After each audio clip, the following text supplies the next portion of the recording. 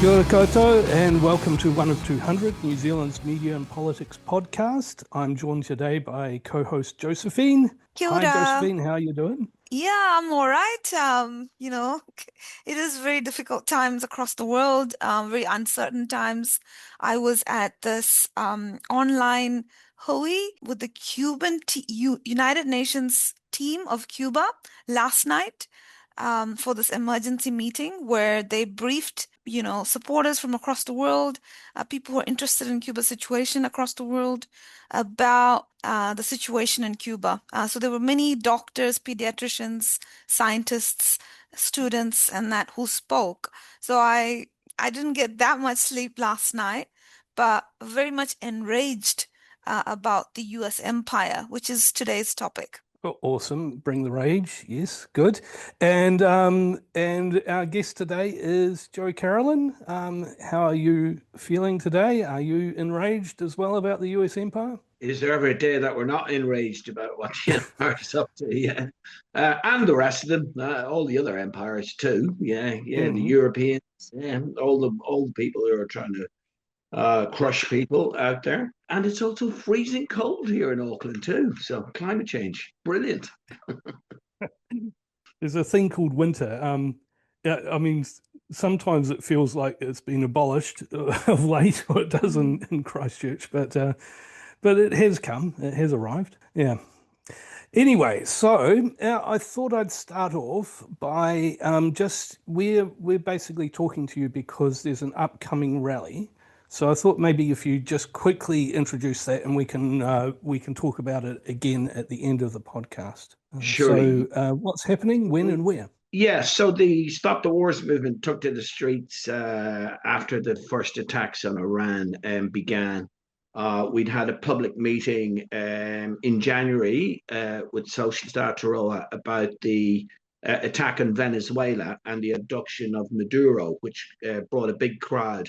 And we got an even bigger crowd, including counter demonstrators from the monarchists and the Zionists, when we held a similar monthly meeting on Iran.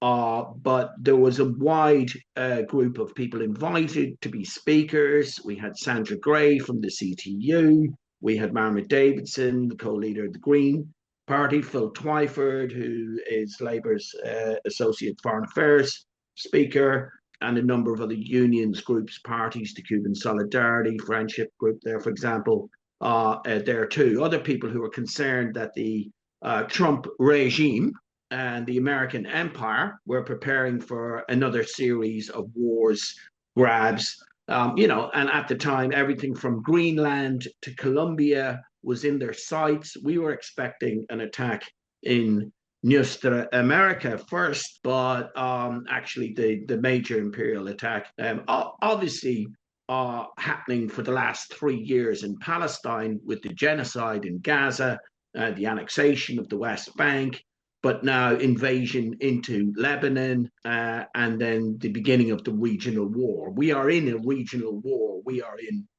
what could turn into a world war, and many of the people in that room were in agreement we needed to take to the streets. Building a coalition with people from different religions, different cultures, different political ideologies and viewpoints is always challenging. But we had some of experience of this 20 years ago when we defended the Iraqi people from the brutal attack from the American empire then, which left 1 million dead from the war itself, and another million or two dead from the sanction regime, both before and after. And this is what lies in store for any country that thinks it will be liberated by American bombs. Just look at all the countries that they've devastated in the last 100 years, actually. This has been going on for quite a long time. I've met comrades from the Philippines and learned quite a lot about their struggle against both Spanish and American colonizers and empire, often ruling not just through formal, if we like to think of imperialism as, the formal conquest of your country turned into a province of something like the Roman Empire. I think imperialists these days are much wiser. They use comprador classes, they use the own more right-wing elements of the national bourgeoisie, if you like, to rule through many of these countries. So, but I think many people can see through these sophisticated methods these days. And I think Trump is actually a blessing. He's the kind of rude awakening that Obama's smooth jazz, just basically covered up his role being the Lord of the Drones. I think Trump is just the bare naked face. He's a billionaire pedophile rapist who sums up everything we need to know about the worst of American capitalist culture. And of course, they want to grab, smash, steal, and kill anyone who stands in the way from getting their hands on resources. So, although this is a time of war, theft, and the total greed of the billionaire class, it is also a time of resistance and now revolution. Look at how the people of Albania have responded to the land grab by Kushner and Ivanka Trump, wanting to build a luxury resort, but on a key island that's got strategic value, etc. Who in the right mind would allow this corrupt, evil, billionaire, pedophile class own an island with bunkers and chambers underneath where they can do whatever they want? We all know, and indeed the whole world just calls this particular American capitalist class at the minute the Epstein class, because it sums up their total moral bankruptcy in a very fundamental way. So yes, we are trying to build the march this Saturday at 2 p.m. Starting in Aotearoa Square, mobilizing to go down to the center of evil in Auckland, the US consulate on Quay Street, where we want to show that Aotearoa resists this empire as well. Yes, well, Aotearoa should resist this empire, but of course, you asked who in their right mind would let someone build a bunker. Well, Peter Thiel was granted citizenship in this country, and we are implicated in many ways. But one of the things we're talking about the US role, and I think it's worth you're talking about the history, but I think it's also worth noting that that they are involved in everything, absolutely everything, including Russia, Ukraine. They have a very culpable role in that war beginning in the first place. People were writing books about how the US and NATO were goading Russia into a wider war beforehand. So, That's right. and then of course, once it happens, everyone pretends ignorance and pretends that it's the day one syndrome. Nothing happened before Russia invaded. But they're also involved in every bad thing that's happening in the world, and perhaps that's the nature of their global reach. But they're involved in Sudan. They're involved in the violence throughout Latin America and instability there, political shenanigans, corruption.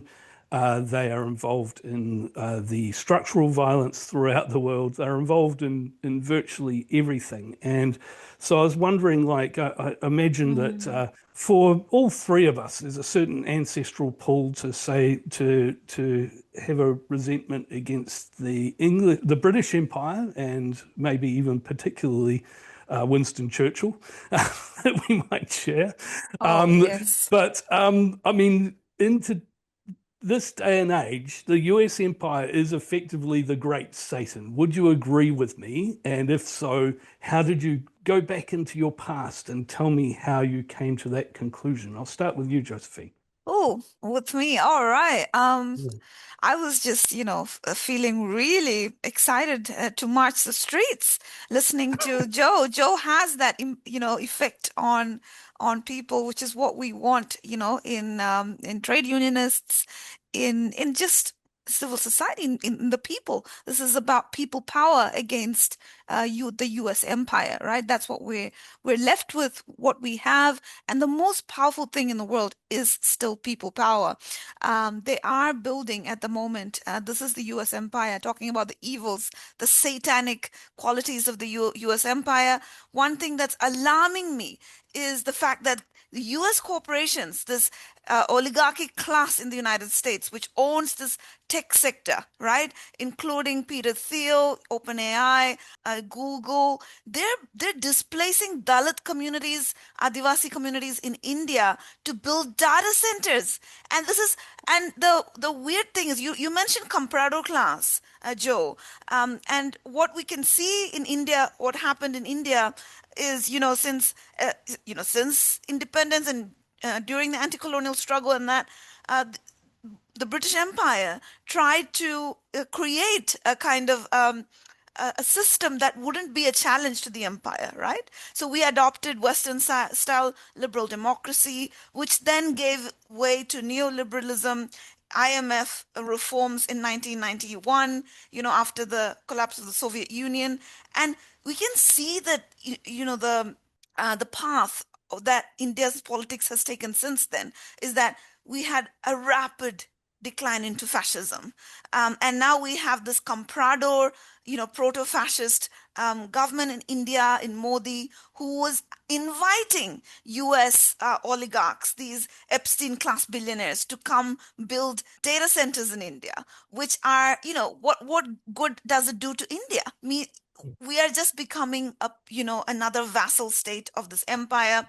And the United States is trying to leverage whichever comprador government it can, in order to counter the rise of China, in order to counter the rise of a multipolar world. So I'm extremely enraged, as a person from India, but also just living in this world, looking at what is going on across the world. Yes, indeed, the United States is the big Satan of our times.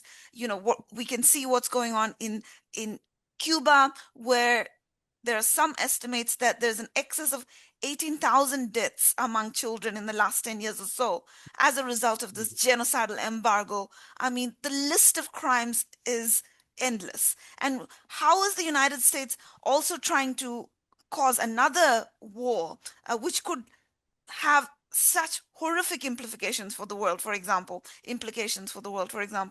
um, against China, right? Arming Taiwan, and how New Zealand is kind of playing into that. We had the MPs, visit Taiwan 4 times or something, against what China wants, in terms of the China-New Zealand relationship.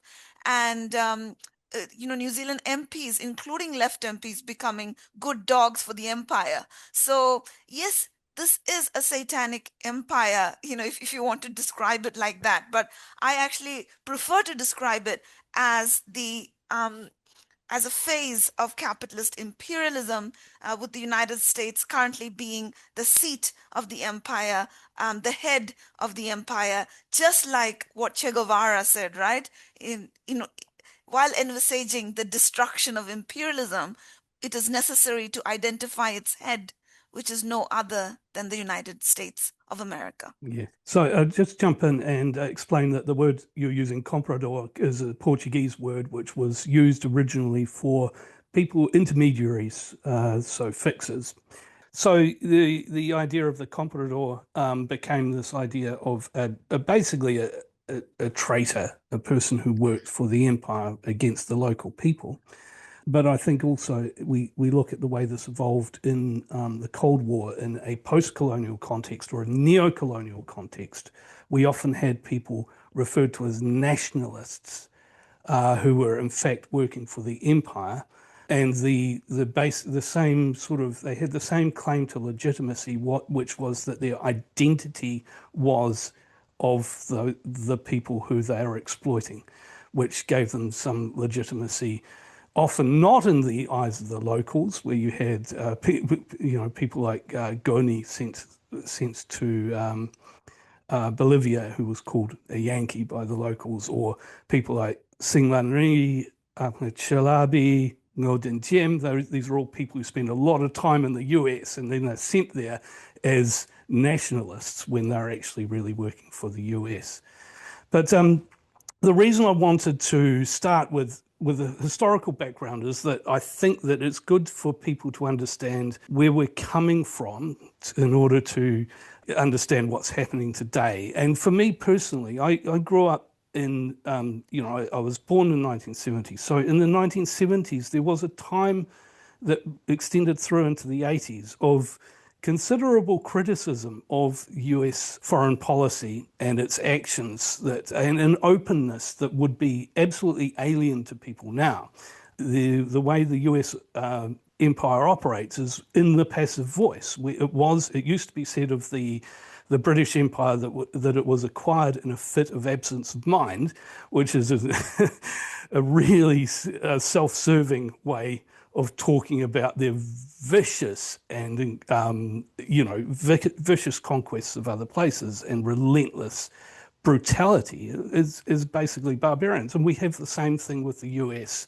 They're always being sucked into quagmires. They're always it's always about personalities, or it's never about structural things, and there's never any intent. They have like an unwise attachment to trying to spread democracy to people, which has this double message because it has a racist connotation that their victims are in fact too primitive to become democratic, and that is why they end up going there and slaughtering a whole bunch of people. They just went there to give them the gift of democracy, and it turned out that they were dealing with barbarians. So I kind of wanted to sort of put that as a background, because we should know that this is something that goes back forever in the US. They really things evolved, but of course they are using the same tropes, if you want to use that word, that they used against the indigenous people when they were, and then later the Mexicans when they were conquering North America.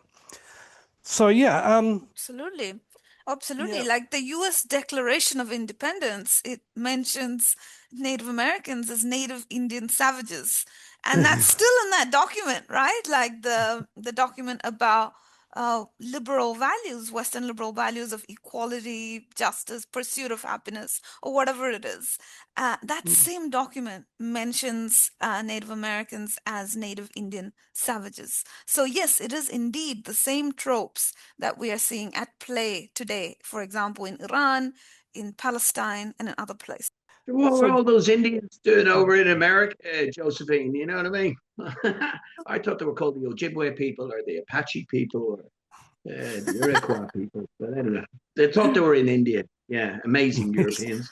Yeah, Great navigation. But yeah. yeah, coming back to what you're saying, empire just can't take your country because they want to. They always have to have some other reason, some great principle. In the 18th, 19th centuries, of course, it was religious, right? And this is why me, as a socialist, I wouldn't call America the great Satan. The myth or story of Lucifer and his fall from grace, stealing fire from the gods, similar to Prometheus, I suppose, in Greek myth. It gets a bad deal, I suppose, from certain religious ideologies. are you saying that it's an What I insult think to people Satan mean to by call the is US that Great this Satan?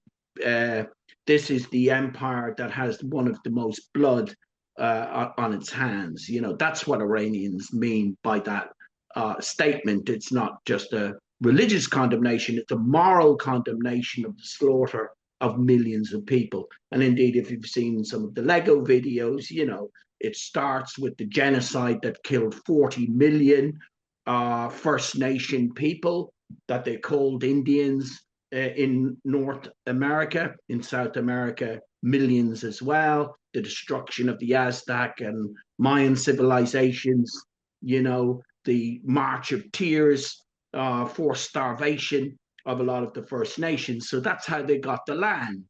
Then they imported millions and millions of African people as chattel property, as slaves.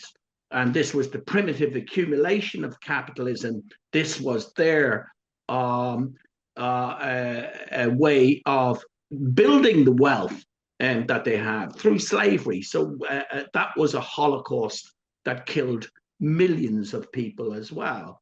When we think about how they justify their attacks in other countries, they talk of democracy. Democracy is something that's not exclusively European or American.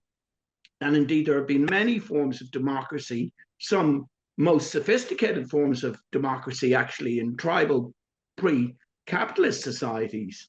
Not to say that every society was like that, but democracy has been around a long time, and not just in its liberal democratic form, its parliamentary form, or in America, whatever that two-party state is called. Certainly, many people think it's not a democracy. Many people think it's an oligarchy controlled by billionaires at this stage. But the pretext, the doctrine, if you like, of exporting democracy to other countries that have different models is the white man's burden of the 21st century. The white man's burden of the 19th century was to civilize and Christianize savages and save them from the great Satan, save them from going to hell by giving them Christianity. Now, you can't get away with that kind of rubbish these days. A Western liberal democracy purports to be multicultural, purports to respect a plurality of religious points of view. So they need a different kind of non-negotiable doctrine that arrives from externally. Enlightenment. Yes, and used to again civilize the savages, as you said, Josephine. So the white man's burden, of course, it comes from a poem by what's his face, Rudyard Kipling, who was exhorting the US to take up the white man's burden by going and taming the sullen child, I think he called them, of the Philippines. And of course, William McKinley, the president at the time, tells the story about how he went down on his knees and prayed about, whether he could take up this burden and invade the Philippines. Of course, the Philippines had been colonized by the Spanish for hundreds of years at this point, and they still framed it as bringing Christianity to this country that was majority Catholic at the time.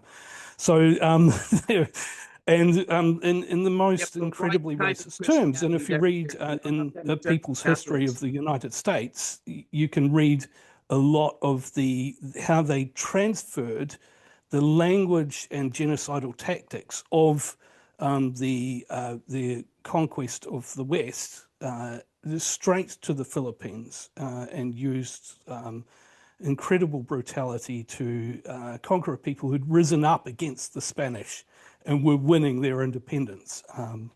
But the US decided that they wouldn't allow that. Yeah. And yeah. Can I jump in? I was really, pleased when Joe brought up the topic of democracy and the existence of more democratic systems elsewhere.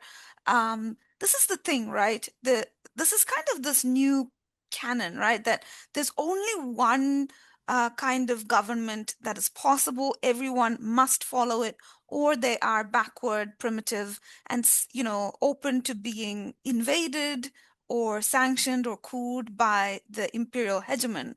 However, we can see at the moment, over the last, so many years of human history, we can see that there are indeed alternative systems which are more democratic. We need to rethink the concept of how we understand democracy, right? So Joe mentioned how the United States is now considered an oligarchy.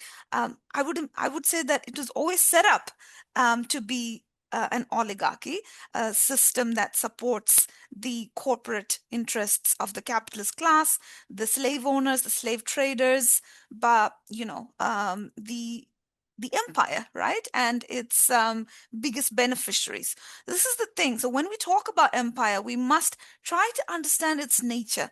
What is the empire for? The empire is there to maximize the profits and maximize this principle of limitless growth, right? Capitalism runs on that principle of limitless growth.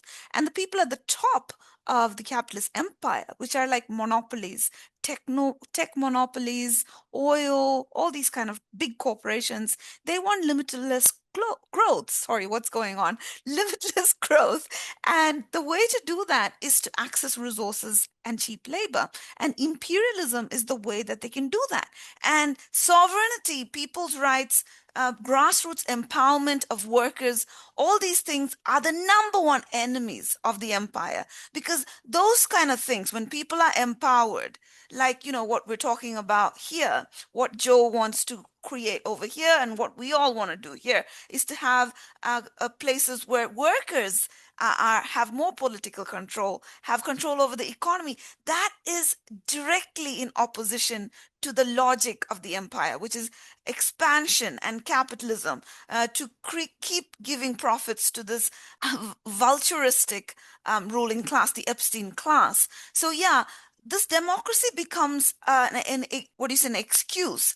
But when I went to Cuba earlier this year and I studied the Cuban system, what I realized is that they don't have Western style multi-party democracy, but what they do have is a worker state with participatory democracy.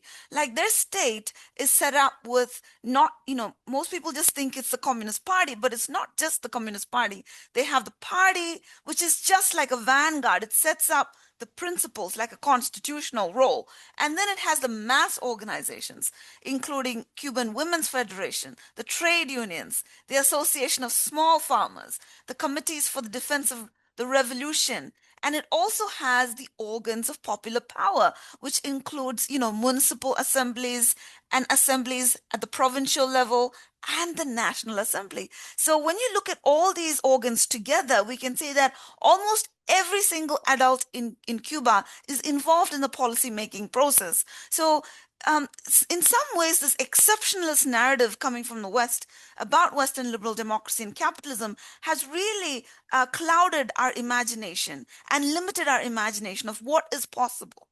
And we're really not in a position to judge democracy because, in my view, democracy, the root of democracy or the foundation of democracy must be to meet the popular aspirations and the needs of the people, which is housing, food, education, public transport, healthcare, security and support in old age. These are the things that a democracy should deliver, and those are the things that capitalism doesn't deliver and wants to take away from us increasingly in order to profit from those areas of inelastic demand like healthcare, like housing, and so forth. So, yeah, we need to rethink our understanding of democracy. Yeah, so I'll just before I throw over to you, Joe, I was going to say that it's true that the Western countries aren't really democratic, and we can see that in the difference between government policy and public opinion.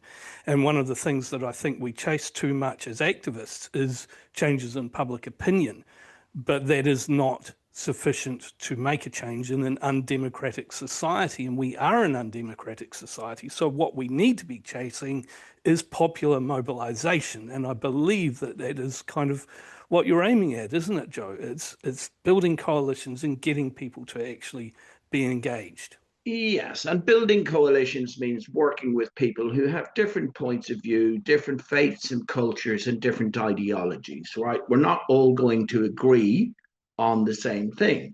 Can Muslim people work with socialists, work with ecologists, work with people from different countries, Lebanon, Venezuela, Cuba, Iran, are quite different, and we all have different kind of religious beliefs, ideological beliefs. But are we against the war? Yes. Are we for New Zealand to have an independent foreign policy? Yes. Well, if you believe in those two things, then you can be in the coalition. Can we have debate within the coalition about tactics or strategy or even politics? Yes. There are many things that leftists disagree on, for example, because we do take principles and points of view seriously and we debate with each other. And that's just within what would be called the socialist community, if you like.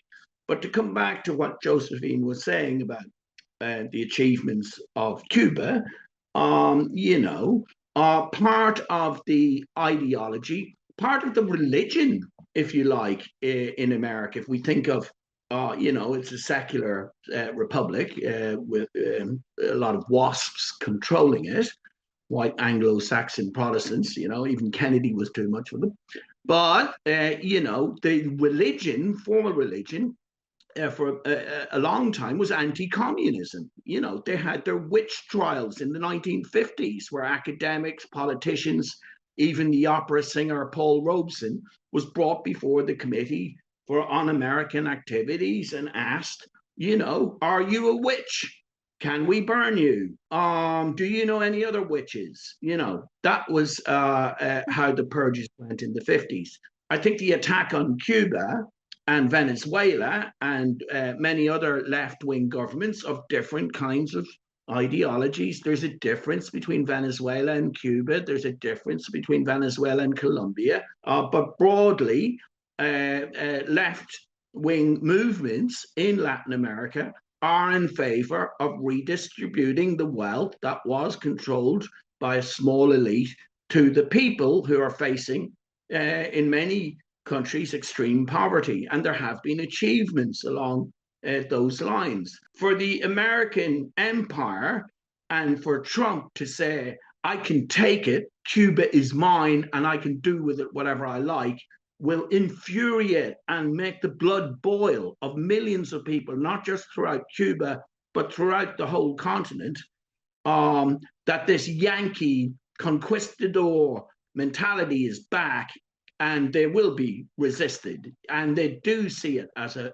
fight between the workers and the poor of the continent and an entitled billionaire Yankee imperialist class.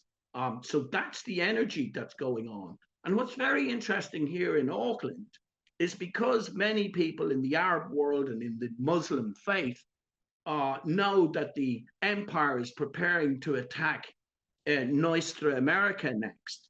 They're going to attack Cuba, they're going to attack Venezuela and probably Colombia too, that there is this affinity, that there is this solidarity between people of different faiths and religions because we know we face the same empire, and some very interesting conversations about religion and politics that go on with that, and people learning from each other about their different systems, their different problems, etc. So when we think of the Great Satan thing, I think things like socialism and communism were the Great Satan in America. That was the religion of that country. And millions, hundreds of millions of people were killed because of that ideology. Back to the Lego videos from Iran. I remember seeing the slaughter of the Native American people, the First Nations first, then the millions of people brought as slaves from Africa as capitalist property to be exploited until death, and then the bombing, nuclear weapons being used in Japan, and millions of people then being bombed in Vietnam, in North Korea, in China, under the pretext of a war against socialism or communism. This war was also used to attack trade unionists and socialists, many of whom were critical of some of these countries or parties, but it was used to destroy democracy here in the West, with many people being hunted out of their jobs in Red Scares, etc. So interesting to think of it in that way too. Yeah, I mean, one of the things that they exported just about everywhere was death squad activity. So, and we see it at absolute peak in the politicide in Indonesia, in 1965, which people may be familiar with from the film The Art of Killing, between 500,000 and 1 million people were slaughtered in the most grotesque manner. But one of the rules, whether it's in South Vietnam or Latin America or whatever, is that these people go after leftists, and by leftists they often mean people who are educated or suspect in some way. Even people wearing glasses are frequently being killed by death squads because they look too intellectual, and intellectualism is suspect.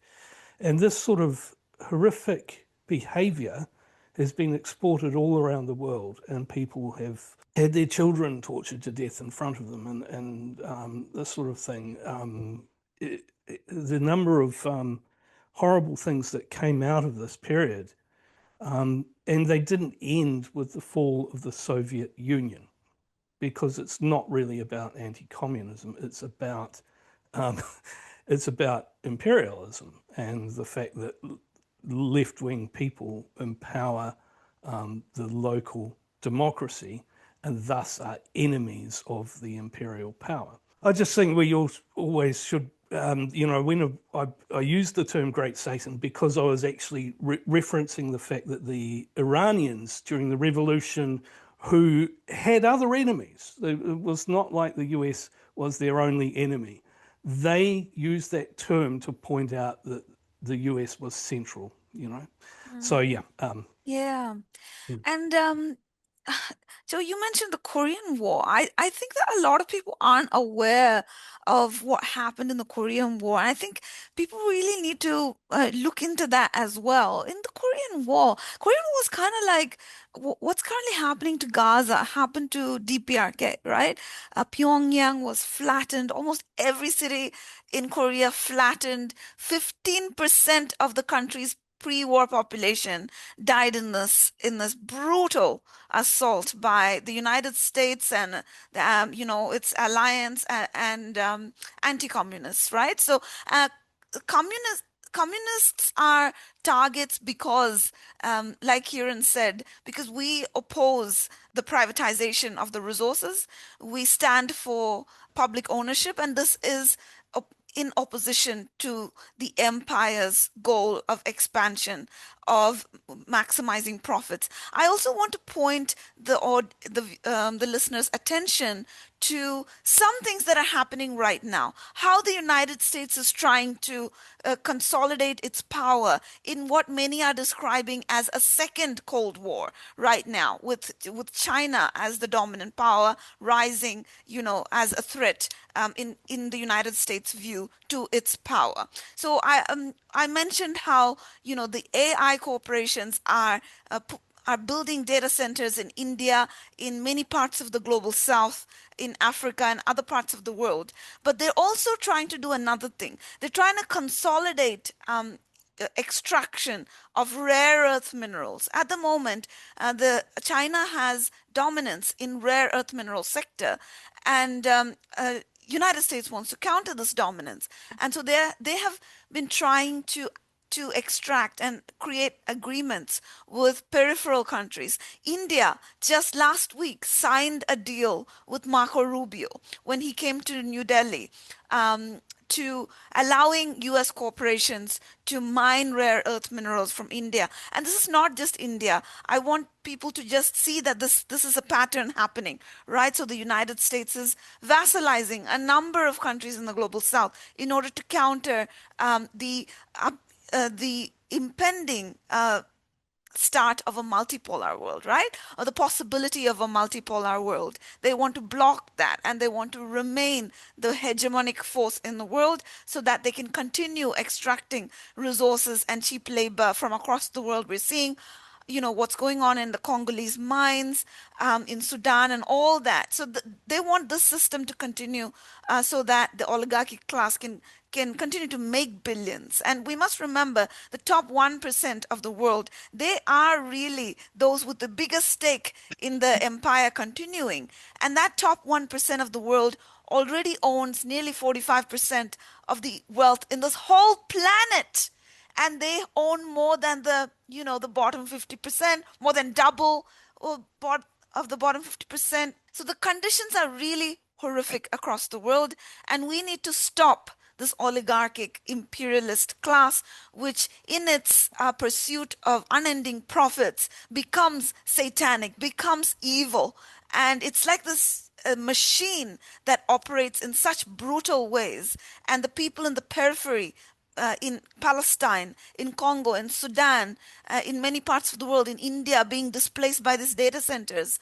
The result, people facing the worst impacts of climate change are at the front lines of this horrific system, which is simply catering to the extractive rationale of capitalism. Yeah, I just got to jump in there because you brought up the Korean War, or the Korean genocide, rather, because I've written extensively about it, and it is central to the establishment of the post-war US empire because it cemented NSC 68, which turned the US into a permanent warfare footing, right? So, but which effectively meant a permanent dispersed genocide system. So they're constantly warring against peoples in all sorts of countries, and the nature of their violence is genocidal. It is the lifeblood of their empire because they're attacking the people, they're not attacking the states. So this began in Korea, where they effectively, it was partly to derail the Chinese. The Chinese were about to unify the country completely by taking Taiwan, which would have deprived the US of its, this kind of offshore islands, which it uses in the same sense that Israel is used to destabilize. It's power projection. It's a way of threatening this other country. So it derailed that unification, which would have taken place very easily. And it effectively destroyed Korean society. The partition in the first place had cut off the north, which was industrialized by the Japanese, but not really food self-sufficient, from the south, which was where all the food was produced. So it was already an extremely destructive partition. And then they swept up and down the entire country and shelled virtually everything before settling back into the middle with this warfare of attrition, during which time they bombed the north so extensively that people were driven to live underground for over a year. So it was very, very, very brutal, and quite a complete destruction, and definitely aimed at the people, even though they were engaged in a genuine war with substantial military on the other side. A lot of the US effort was really in destroying the people under the name of a strategic or attrition process. And after they had committed a genocide, they still went on to strangle this country, isolate it, punish it for the last 7, 8 decades. I don't know how long it's been now. But this country, this is the impunity of the empire, the lack of accountability. It can commit genocides and then go and punish the people who are subjected to genocide again. So it's like double, triple punishment with the highest forms of punishment like genocide. Like in Gaza, we're seeing how the people in Gaza have been subjected to genocide. They're being concentrated to 40% of what was originally a tiny strip of land. Now it's nearly 70% occupied by Israel, so that the remaining survivors of the genocide concentrated into a smaller part of it, and then they're demanding that they must demilitarize. Excuse me. This is a country without any standing, sophisticated military, navy, air force, nothing. And they are supposed to demilitarize, not the ones who committed genocide. And this is the logic of the empire, right? We committed genocide in Korea. We then put sanctions on them. And then we laugh at them when the people are facing a food crisis. And, which is what Korea has been reduced to, because it only has 20% arable land, North Korea. And so it effectively, by virtue of its geography, has a food insecurity and exacerbated by isolationism, sanctions, some of the most brutal sanctions. And then we laugh at them. We have been propagandized to use North Korea just as a laughing, stock. Just to signify the worst examples or something. And this is another reason why I want to tell people to look into North Korea. Actually, North Korea is improving at the moment. But I also wanted to talk about those patterns I was mentioning, how the US empire is trying to consolidate or, its empire through forging relations with new compradors. India is one example, but New Zealand has been an age-old comprador, or not even a comprador. We are, part of the empire. We're part of the imperial core. And we can see, for example, the other day, New Zealand bought 2.7 billion worth helicopters from the United States military industrial complex. So we also saw how the university sector in New Zealand is being underfunded. The funding is cut. And then we are being asked to open up for investments from the US defense sector. We can also see how, the land stolen from Tangata Whenua, the Mahia Peninsula, is being used to launch satellites which spy on, people in Gaza, but also spy on the enemies of the empire. So this is how the empire consolidates its power through its alliances, through compradors, through core allies like New Zealand. And this is why, like Joe was saying, we need to cut off from the US empire. And this is a baseline for us to organize, to bring together a coalition, cutting off from the US empire. Yes, we are living in an emerging multipolar world. I think the American empire is not the only force on this planet, right? And of course, the maneuvers in the Pacific are preparing for World War III, a conflict with China. Hence the need for an anti-communist element of the ideology to justify that conflict. People have many theories about China. Some would argue that it's one of the best capitalists on the planet because the state has control of so many industries there that although they're profitable and making money, that money can then be used to plan economic production. But no matter what we think, it is clear that we are going to have a conflict between these two powers as one hegemon diminishes and the other hegemon rises. We've seen Portugal fall to Spain. We've seen Spain fall to England. And we saw England after World War II fall to the United States of America as the chief hegemon. The Chinese premier asked Trump, had he read the Peloponnesian War, the age-old battle between Sparta and Athens, Athens supposedly democratic, Sparta supposedly a fascist military state. But who won the war? What happened in the Peloponnesian conflict? Mr. Trump probably hasn't read that Western democratic classic book, but I think the Chinese premier's hint was, how can we avoid this World War III conflict between two different systems? Is it possible? I don't think it is. I don't think it is. I think no matter what characters, what countries, what parties rule, we are in a competitive economic system on this planet between states. And this is Lenin and Bukharin's understanding of imperialism, that the competition that drives capitalism between rival companies also gets elevated to the conflict between nations. The reason that we have wars is not because Duke Ferdinand was assassinated in Sarajevo by a Serbian. The reason that we have wars between nations is because they're expanding, they're trying to colonize, they're trying to get the resources that they need from far-flung countries to get their rubber, to get their oil, to make the cars, to sell to the consumers. But there are contradictions in this system too. As they develop capital, so they develop the possibilities of people seizing control of that capital in far-flung places, as they want their nation to be free, as they want their nation to be democratic. Oh, yeah, but not like that. No, no, no, no, no, no, no, not like that. No, don't take our stuff. Oh, bugger. So France loses Vietnam. Who comes in to protect the Vietnamese people from their own national liberation and their own independence from empire? The Americans. So the ideology even of the West is contradicting itself.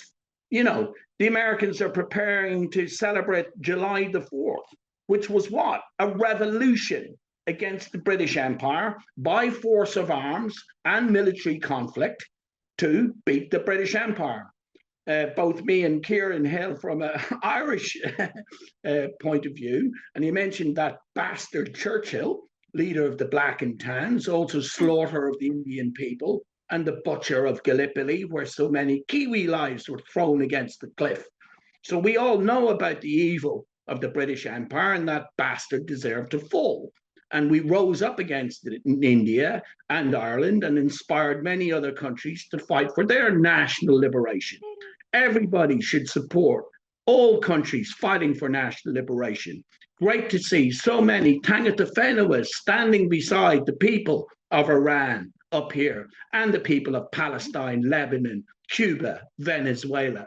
Indigenous people have been put in the driver's seat in many of the movements and revolutions and rebellions we've seen throughout New America, and provided some inspiration for Tangata Whenua here, how they could get real control over resources and land, like we see in many of these movements.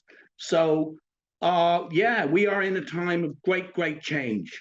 And I think the coalition that we are building is bringing together people from many different points of view, religions, ideologies, and backgrounds, but we look at each other in solidarity. And that's what this war has created. Millions and millions of people looking to each other for solidarity against this brutality, against this evil genocide, against these billionaires who think that they can smash, grab, and kill, take what they want, take our oil, take our land, take our children for their bunkers. Not on our watch. We're going to fight you.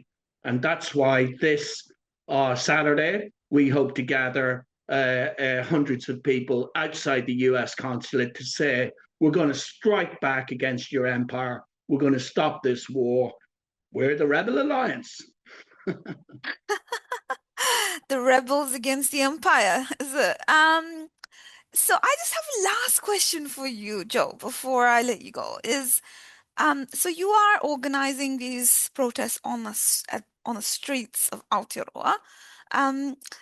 We are living in this, kind of an age of proliferation of, technology, or, the internet being a new front for the struggle and so forth. How do you assess protesting on the streets as an effective strategy? And how can we, what is, in your view, the advantage of protesting on the streets above other strategies? So there's a beautiful saying in Te Reo, kinohi kite kinohi, face-to-face communication. And it means I need to see your face, you need to see mine. You can't see my face at the minute. There's a big American eagle bombing Iranian school children, but you know what I mean. You did see my face before. Yes. But what this means is, I think one thing that the oligarchy of America has done is colonize people's consciousness and colonize people's attention span. And the social media that we're subjected to throughout the world has really rattled human beings' lives. Our children are stuck to these machines like face huggers from Alien, at their thing. And maybe in the early days of the anti-capitalist movement, the movement against neoliberalism, where we were using the nascent internet like indie media, activists were creating our own social media 20 years ago. We were uploading video, articles, and photographs through our own hubs like indie media. I think all that's been mediated now by things like Facebook, Insta, etc. And when we can get some hits and we can network with each other, that is no substitution for meeting each other and taking action in meat space, not in cyberspace. You know, that is where our Right. power is. They can Yeah. shadow ban us, they can sideline us, they can red scare us if we use their technologies, and we should use all technology for the liberation of humanity. But we need to get back to some of the old tried and trusted methods that we used to build a movement of millions of people on the streets against the Iraq war. Get off the internet. Get off your Insta and Facebook. Go down to your local high street and meet the people on the street. Give them a leaflet. Put a poster up, because then you are recolonizing social space in reality. You know, if you stay in the bubble of the internet, I think that is where capitalism and the oligarchs would like protests contained, because actually Mm. it signifies nothing. It's just Right. noise that can So be ignored. kanohi kite kanohi, eye to eye. And when we take to the streets, we also find that there is another superpower on planet Earth. On February the 15th, 2003, we put 45 million people on the streets of planet Earth. That was the biggest human protest in history. I think until the Black Lives Matter protests all throughout America, which terrified the US ruling class, 50 million people taken to the streets after the murder of George Floyd. So, can we do this again? It's interesting to see the differences 20 years later, that most people think that their activism is something they do on the internet. It's not something that they do out in the street. They don't leaflet a pub. How many people put up posters anymore? It's only through this activity that I've learned some of the benefits of actually doing this kind of activism out in meat space. And if we want to end war, if we want to end capitalism, and if we want to unite our world with people, we're going to need revolutions. We're going to need to take the power back, like the Americans did on July the 4th, 1776, with their revolution. So don't lecture anybody else about how dangerous the word revolution is. If you want to take power away from the likes of Trump and Musk, then we need wider democracy. We need control over the resources that the billionaires hoard for themselves. 3,026 of billionaires on this planet. That's all we need to get rid of, for everyone to live in paradise, for everyone to be fed, for no more stress, no more homelessness, for the end of many, many sicknesses, and for the next phase of human evolution. We need to get rid of this horrible system. In order to do that, we're going to need people to take power in their own communities and workplaces. And when you get millions of people on the streets marching against war, people can see there is another superpower. It's called people power. It's called workers' power. That's why it's so significant that unions, the CTU, Workers' First Union, the nurses and others have supported the anti-war movement. The trick is, so, can we mobilize the people? To summarize, the revolution will not be televised. The revolution will not be memed. The revolution will not go viral. The revolution will happen in meat space. Yeah. Correct. Well, there's always the counter argument, right? Why didn't the Iraq war protests, didn't achieve its goal? There's also the counter, point that the Black Lives Matter protest didn't really lead to any material gains, but the answer to that would be the power is material, like you said, right? The resources hoarded by the billionaires are material. It is the land, it is the buildings, it's the property, it's the assets, it's the forests, it's the minerals. So these are material resources which we need to seize materially and not through the internet. So perhaps that is the counter argument from you. Yes, I mean, if we need to end the system of war, I think what many of us saw in 2003 was, even when we had millions of people out in the streets in the biggest democratic protests in human history, the likes of Tony Blair and George Bush ignored that anyway. And we know people like Trump and Starmer in England and Luxon here will ignore democratic protest, even if it was hundreds of thousands of people. That's where we just don't wait around. That's where the next stage of an anti war movement, and we learned this lesson from 2003, is actually shut the system down. That slogan became very popular during the movement against the genocide in Gaza. It started off as a radical left slogan, was seen too far, but now chanted by everybody all around the world. We need to shut the goddamn system down, shut the whole system down. The only way we can do that is through general strikes, led by workers in their unions.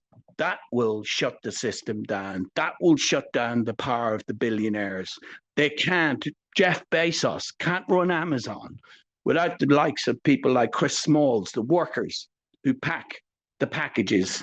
So this, in the end, is the power that we have to shut the economic system down. They can't kill all the workers. And that's why it's great to have unions and union leaders involved in this coalition. So I think that one of the things about the visible presence in rallies, getting out in the streets, is that it's a foundation, it's a platform. And Josephine mentioned that Black Lives Matter didn't achieve its goals, but it was an educational experience for people. And we see from the reactions to ICE in Minnesota that they had built networks, and they were using in real life communications, going door to door to communicate with each other, not relying on social media, which is, as you pointed out, Joe, it is mediated, it's controlled, and in the end, it will always be limited. If we start to make headway with social media, they will simply switch it off. So we do need to build up those. I said meat space. Can you take that in two different ways? Because meat is, we can meet people as well as being meat. Anyway, so just on the it's probably about time to wrap up, is it? Do you guys want to wrap up about now and just get you to finish off again, Joe? Yeah, just quickly on Minneapolis there, because, Black Lives Matter rose up in Minneapolis with the murder of George Floyd just a couple of blocks away from where Alex Preddy and others were killed by ICE. But the response in the end that toppled that little petty Hitler guy, the little small fella, what was his name again? Forget Trump's henchman's name. Bavino. Yeah. Yeah, there was a general strike in Minneapolis. This was an American city in the 1930s where the Teamster Rebellion happened, and it was under workers' control in the 1930s, led by socialists, revolutionary socialists. And so this power, which was supposed to be historical, again is coming back in America. Lots of working class Americans looking at the billionaire class, thinking that we need a socialist solution to this problem. Is this just rhetoric? Well, the government of the mayor of New York City, kind of quite a small kind of town. You might have heard of it, New York. But, he's Muslim. He calls himself a socialist. He's in favor of taxing the rich and redistributing wealth in favor of the working class. These ideas are becoming popular again in America. And the general strike that we saw in ICE, that happened. So is it possible that we can talk about these methods? For those who say marching didn't stop the war in Iraq when we had millions of them, we've learned a lesson from that time. And it's to combine massive street protests when we get to that level with the power that we have as workers or in the community to stop the system. And when you stop the system, the emperor has no clothes, the billionaires have no power. Without us, that's how we can build a better world. without war, without racism, and without genocide. I think that's a great place to wrap up. So that was a special episode of 1 of 200. Kieran, last thoughts? Yes, indeed. Well, thank you both for joining us. Do you want to quickly remind people of the details of what's happening on Saturday, Joe? Yeah, so 2 p.m. on Saturday, Aotearoa Square in Auckland. We've got some great speakers. Camilla Bilic from the Labour Party, high up on the list, so very good. We've got Ricardo Mendes March from the Green Party, a great friend of the migrant workers, and a Mexican comrade, Mexican Kiwi comrade. So great to have Nostra America represented in our speakers list. Hahona Ormsby, our Maori comrade, who was tortured by the Israelis and spat on by Ben Gvir when he was abducted by Israeli pirates in the Mediterranean and taken to the port of Ashad to be tortured for a week. Hahana is suffering the effects of that torture, but he's going to speak out on Saturday. Sandra Gray, Secretary of the Council of Trade Unions, many other union speakers. Kelby Dalton from Americans Abroad Against the War, who's an American socialist from Texas. Yes, there are socialists in Texas, Dallas, Houston, Fort Worth.